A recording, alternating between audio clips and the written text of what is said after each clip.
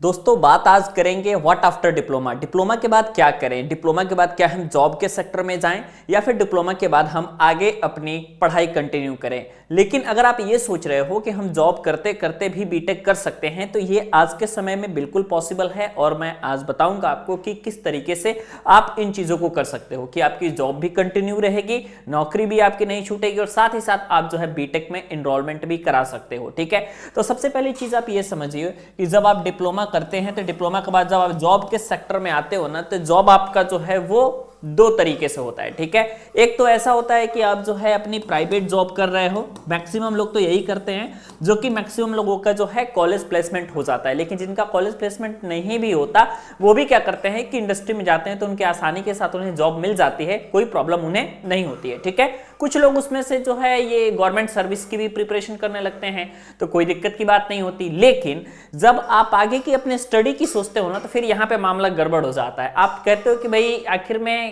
क्या ऐसा किया जाए जिससे कि हमारी डिग्री भी कंप्लीट हो जाए और जिससे कि हमारी पढ़ाई भी आगे चलती रहे। ठीक है, तो नौकरी के साथ साथ बीटेक करना जो है बहुत सारे लोगों के लिए पॉसिबल नहीं होता है। लेकिन आज के समय में मैं आपको बताऊं कि आप ऑनलाइन डिग्री कोर्स कर सकते हो। ठीक है, ऑनलाइन डिग्री कोर्स ऐसा कोर्स होता है जिसमें आप अपनी बीटेक की डिग्री भी ले सकते हो, साथ ही साथ जो आप जॉब कर रहे हो उसका एक्सपीरियंस भी आपको मिल जाता है। ठीक है, तो दोनों चीजों का आपको बेनिफिट मिल जाएगा। तो इसके लिए आपको सबसे पहले विजिट करना पड़ेगा www.collegevidya.com पे, जो लिंक डिस्क्रिप्शन में है आप उस पर क्लिक करेंगे तो आप इस वेबसाइट पे आ जाएंगे। प्लेटफॉर्म का नाम है कॉलेज विद्या। यहां पे आने के बाद सिंपल आपको यूजी कोर्सेज के ऑप्शन पे क्लिक करना है, उसके बाद बीटेक आफ्टर डिप्लोमा के ऑप्शन पे क्लिक करना है। उसके बाद आपके पास कुछ बेसिक डिटेल्स आपसे पूछेगा तो आपको इन डिटेल्स को फिल करना है और जैसे यहाँ पूरी डिटेल्स को फिल करोगे तो फिर इनका AI मॉडल आपके लिए बेस्ट कॉलेज की इंफॉर्मेशन देगा और उसके बाद आप कॉलेज वालों से डायरेक्ट बात कर सकते हो। कॉलेज विद्या की सबसे खास बात यह है कि आप कॉलेज को इसमें कंपेयर कर सकते हो। इनका कंपैरिजन फीचर सबसे अलग है,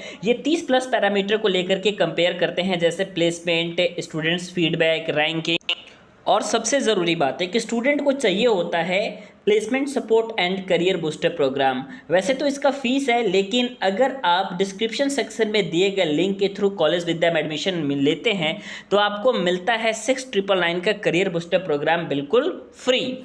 आप लोगों में से मैक्सिमम लोगों के पास प्रॉब्लम होता है फाइनेंशियल प्रॉब्लम का, तो यहाँ पे आपके पास जो है कॉलेज विद्या की तरफ से अगर आप एडमिशन लेते हैं तो कॉलेज या यूनिवर्सिटी भले आपको EMI की फैसिलिटी दे या ना दे, लेकिन कॉलेज विद्या आप सभी को EMI की फैसिलिटी भी देता है जहां आप अपनी फीस को EMI में भी पेमेंट कर सकते हो।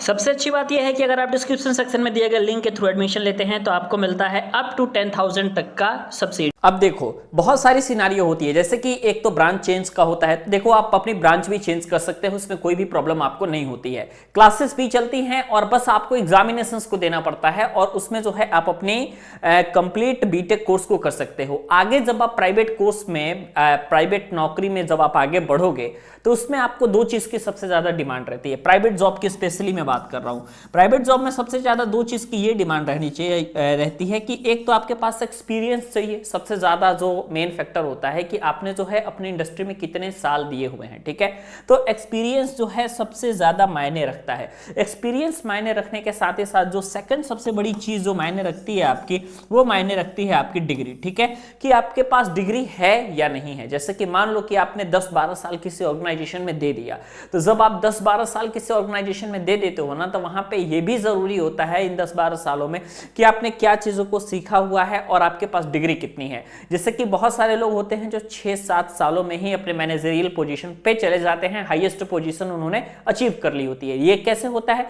ये तभी हो पाएगा जब आप बीटेक डिग्री कोर्स को करोगे। ठीक है, क्योंकि अगर सिर्फ और सिर्फ आप डिप्लोमा पे रहोगे तो यहाँ पे आप इंजीनियर या सीनियर इंजीनियर के मैक्सिमम लेवल तक आप पहुंच सकते हो, इससे अधिक लेवल आपको नहीं मिल सकता है। ठीक है, क्योंकि भाई आगे जब आप लेवल की बात करोगे, जब आप पोजीशन की बात करोगे, जब आप डेजिग्नेशन की बात करोगे, जब आप एक्सपेक्ट करोगे कि आपको जो है सैलरी हाइक मिले, तो इसके लिए सबसे ज्यादा यही जरूरी है कि आपका प्रोफाइल क्या है, ठीक है, और आपके प्रोफाइल के साथ साथ आपने जो है कितना पढ़े हुए हो आप, ओके, तो भाई तभी जाकर के आपको आगे प्रमोशन मिलता है। अब आज के समय में अगर आप बात करोगे तो ब्रांच की भी चर्चा बहुत ज्यादा होती है कि भाई आप कौन से ब्रांच से पढ़ रहे हो, आपका ब्रांच अच्छा है या आपका ब्रांच अच्छा नहीं है, तो सारी चीजों के बारे में आज हम बात कर लेते हैं, कोई दिक्कत की बात नहीं है। देखिए ब्रांच जो है ना आपका सबसे ज्यादा इंपॉर्टेंट फैक्टर है, क्योंकि डिप्लोमा लेवल पे डिप्लोमा तो वही करते हैं जो कि मैक्सिमम कोई स्टूडेंट अगर 10th पास किया हो या फिर कोई स्टूडेंट अगर 12th पास किया हो तो यही लोग मैक्सिमम आपके डिप्लोमा कोर्स को करते हैं।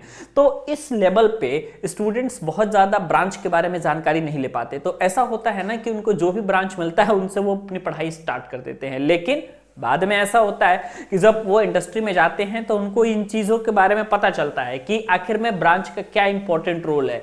जब वो इंडस्ट्री में आएंगे तब उन्हें पता चलेगा कि अगर हम CS लिए रहते तो इसका क्या एडवांटेज रहता, IT लिए रहते तो इसका क्या एडवांटेज रहता, इलेक्ट्रॉनिक्स एंड कम्युनिकेशन लिए रहते तो क्या एडवांटेज रहता, मैकेनिकल लिए रहते तो क्या एडवांटेज रहता। तब जाकर के आपको पता लगता है जब आप इंडस्ट्री में आते हो। इसके पहले जो है आपको सिर्फ वही पता लग पाती है जो कि आप या तो वीडियोस के माध्यम से देखते हो या फिर किसी सीनियर से आप लोग पूछते हो, ठीक है। तो मुझे उम्मीद है कि अभी आप लोग करंट में ये जरूर समझ गए होंगे कि भाई आपको बीटेक कोर्स कैसे करना है, और इस बीटेक कोर्स को आप करिए, बहुत जरूरी है आपके लिए ये कोर्स। अगर आप इस कोर्स को करते हैं तो आपकी डेजिग्नेशन चेंज होगी, आपकी सैलरी बढ़ेगी, और हायर क्वालिफिकेशन प्राइवेट सेक्टर में सबसे ज्यादा इंपॉर्टेंट है।